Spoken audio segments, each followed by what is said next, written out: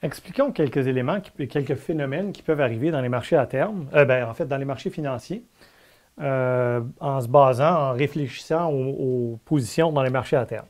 Donc, prenons les indices mettons les indices d'actions. OK? Donc, S&P 500, par exemple.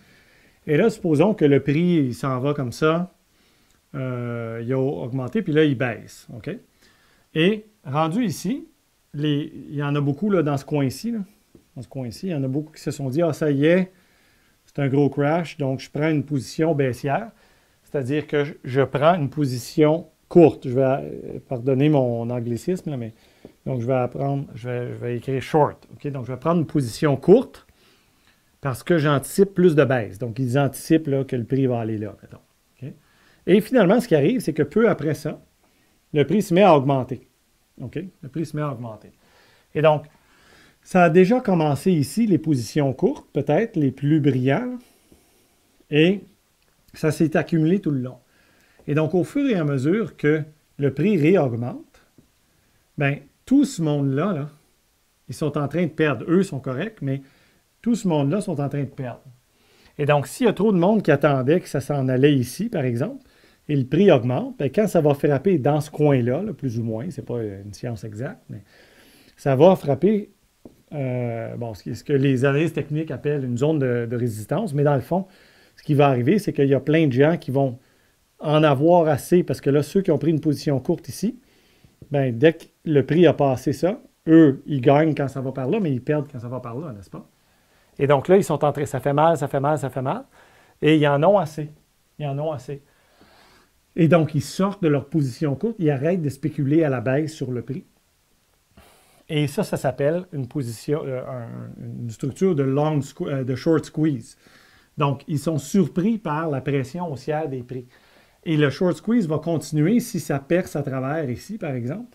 Eux, qui attendaient peut-être que ça rebaisse comme ça, bien, à un moment donné, ils vont en avoir assez, puis ils vont sortir eux aussi de leur position courte.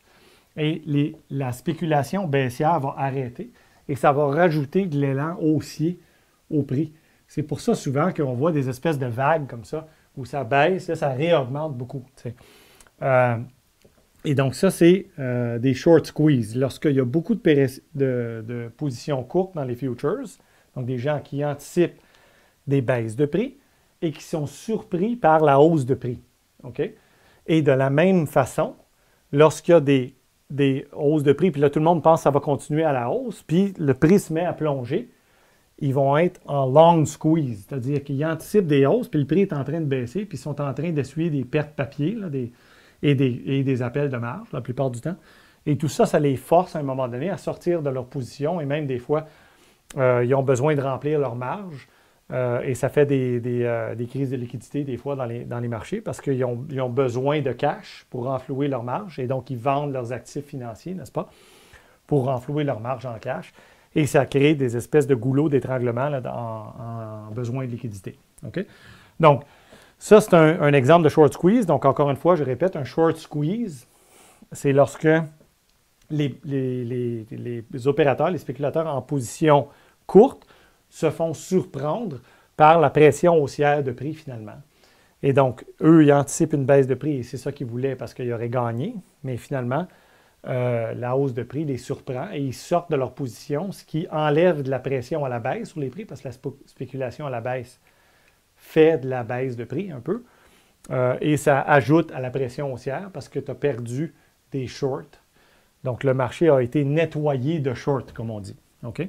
Et de la même façon, dans l'autre direction, un long squeeze, c'est la même chose, mais dans l'autre direction.